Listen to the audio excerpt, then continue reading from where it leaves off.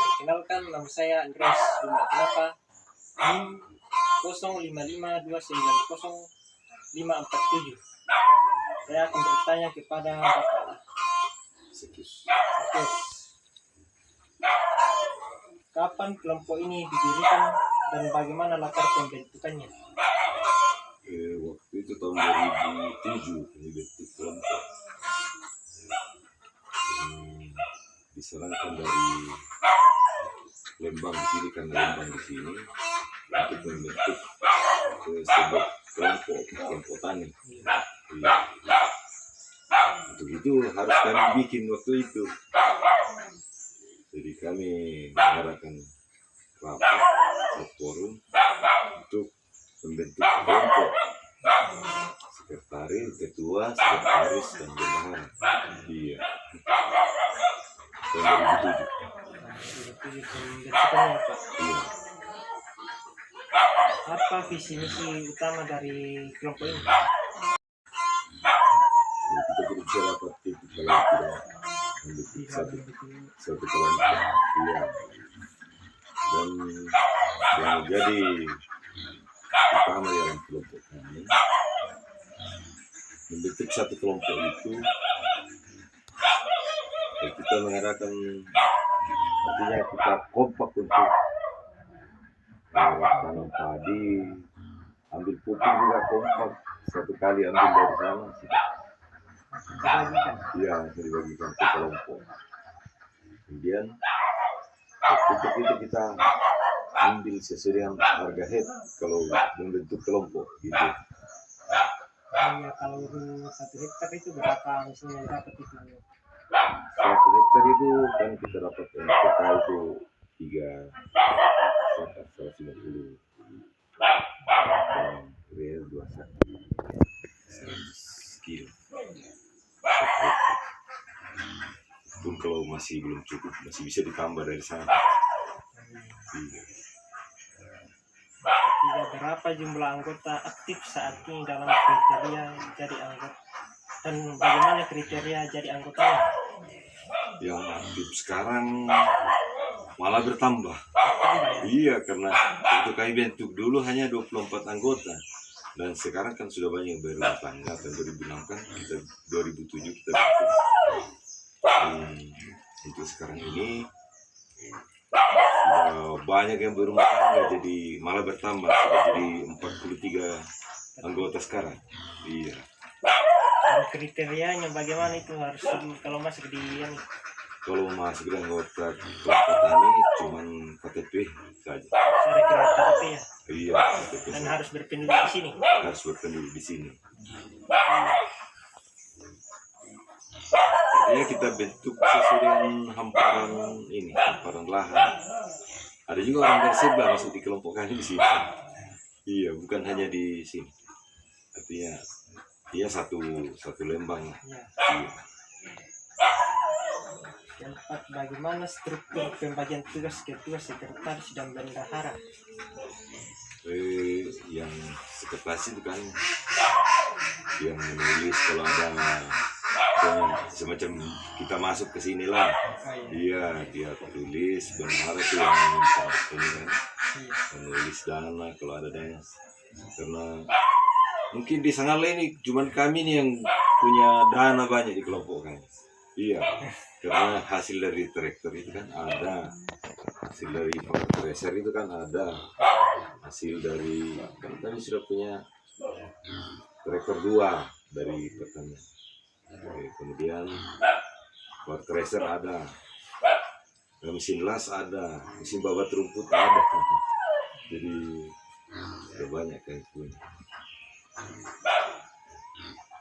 Seberapa sering pertemuan pengurus dan anggota rapat tahunan dilakukan? Biasa 2 kali dalam 1 tahun. Iya, pertemuan. Dan bukan di mana itu biasa pertemuan? Biasanya kalau mau musim semai, kita adakan rapat lagi untuk 1 kali ini. 1 kali tanam. Kecuali yang tidak dapat air, yang di sebelah sana kan ada yang kita lihat tadi kan, tidak ditanami karena tidak ada air. Cuman itu pengairan di sini yang kurang. Dan bagaimana mekanisme pengambilan keputusan dalam lembaga dan kelompok jika terjadi perbedaan pendapat? Kalau ya banyak kita dapat begitu. Iya, tapi kita biasa mengatakan siapa yang terbanyak suara di situ itu yang kita angkat. Kalau yang kurang ya sabar aja, mengikuti yang suara yang terbanyak kayak gitu. Iya. Apa saja layanan yang disediakan kelompok kepada anggota? Layanan itu misalkan traktor kan kita layani untuk pengelolaan sawah, power thresher untuk ini kalau sudah panen ada sementara jalan di sawah itu power thresher. Iya, ada power thresher. Bagaimana kelompok memfasilitasi kebutuhan sarana produksi benih dan pupuk bagi anggota? Biasanya itu dalam suatu tahun itu ada benih dari pertanian. Biasa masuk di sini, jadi kita bagikan ke kelompok, ke anggota kelompok begitu. Setiap musim tanam? Tidak juga. Setiap tahun? Biasa satu kali dalam satu tahun.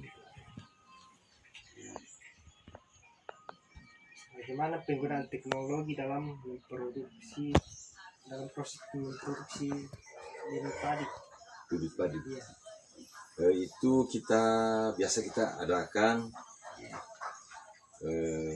artinya bibit itu dikasih masuk di air, kemudian dimasukkan garam.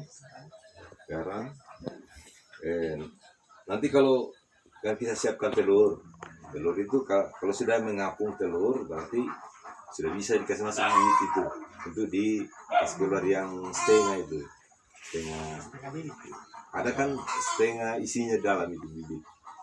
Jadi dia kalau dikasih masuk garam itu kan dia mengapung dia yang setengah itu, yang berisi itu kan dia tenggelam. Ya, jadi itu kita ambil, kemudian dibersihkan kembali. Habis itu kan semua begitu. Kalau dia musim kesenian kita bikin begitu.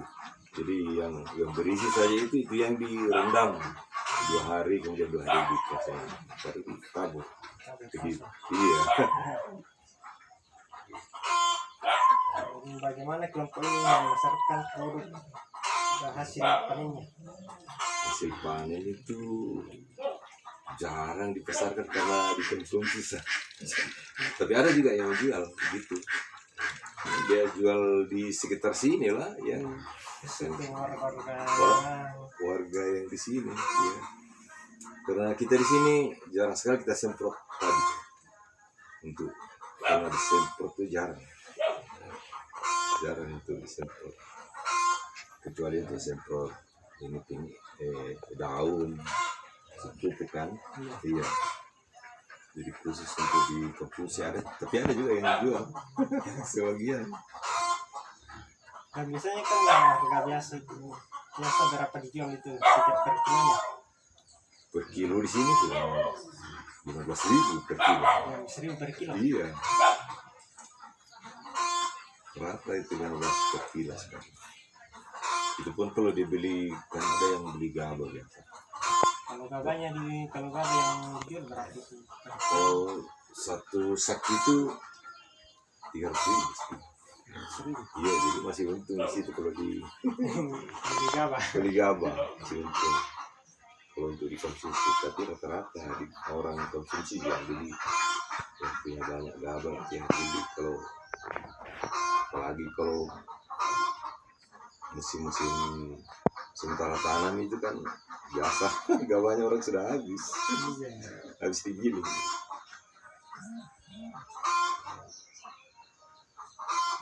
Apakah kelompok ini memiliki hubungan dengan perusahaan atau industri? Tidak memiliki. Tidak ya? Iya. Cuma hubungan pemerintah saja? Iya, pemerintah saja, pertanian, ketahanan pangan, ya. Pemerintah saja. Bagaimana sistem permodalan kelompok ini? Apakah dari iuran atau bantuan pemerintah? Pernah ada bantuan pemerintah dulu. Artinya dia sediakan dana dari pertanian. Itu kita belikan traktor satu. Untuk bibitnya juga ada dulu. Di situ kita dapat dana dari pemerintah. Kemudian dana dari yang ada di kelompok sekarang itu dari penghasilan traktor itu kan ada. Jadi kita masukkan di kelompok itu setengah dari penghasilan. Masukkan di dalam kelompok. Masukkan dalam kelompok. Apa kendala utama yang dihadapi dalam mengelola kelompok ini? Kendalanya biasa air. Air ya. Air kalau di sawah. Jadi cuman itu yang belum kami punya. Pompa air kan biasa kita butuhkan pompa air dari ini kan ada mata air di sini ada 3, jadi itu bisa dipompa sebenarnya. Kendalanya di situ yang tidak dialiri air itu yang butuh pompa sebenarnya. Iya, di situ terkendala. Itu kendala utamanya ya. Iya, karena ada sawah, ada hujan, jadi bisa dipompa sebenarnya kalau ada pompa. Cuma itu saja kalau di sini. Bagaimana keterkaitan generasi muda dalam kelompok ini? Oh, kalau di sini ada Karang Taruna juga, jadi tersendiri di kelompoknya anak muda. Iya. Karena tidak yang anak muda ini tidak ada masuk di kelompok ini. Atau kebanyakan yang berkeluarga yang masuk. Yang berkeluarga masuk di sini, keluarga rata-rata yang berkeluarga. Kalau anak muda itu kan ada Karang Taruna, jadi rangkul di situ. Anak muda itu dirangkul di situ. Termasuk saya juga pengurusnya satu. Karang Taruna, jadi iya.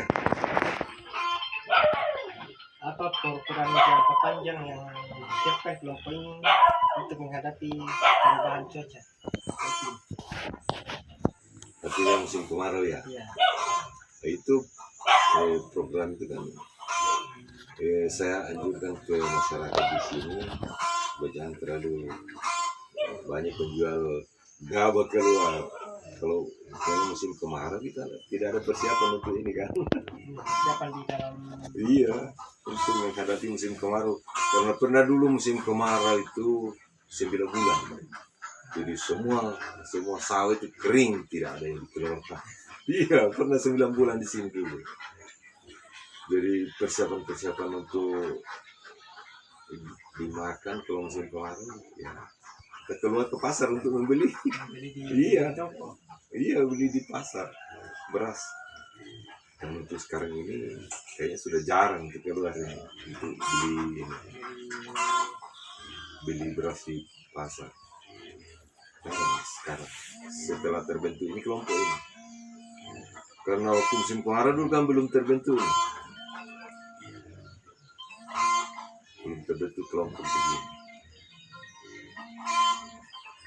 Kemudian kami yang pertama bentuk kelompok di sini dulu. Nanti setelah artinya orang lihat kelompok ini berhasil di sini, baru orang bilang, ayo bikin kelompok juga di sebelah di sana. Sudah berapa kelompok di sini? Kalau sekitar di sini Lembang Turunan sudah ada 12 kelompok. Iya.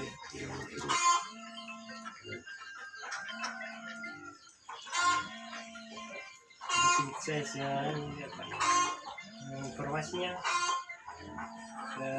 Sekian wawancara saya dengan Bapak Sakius.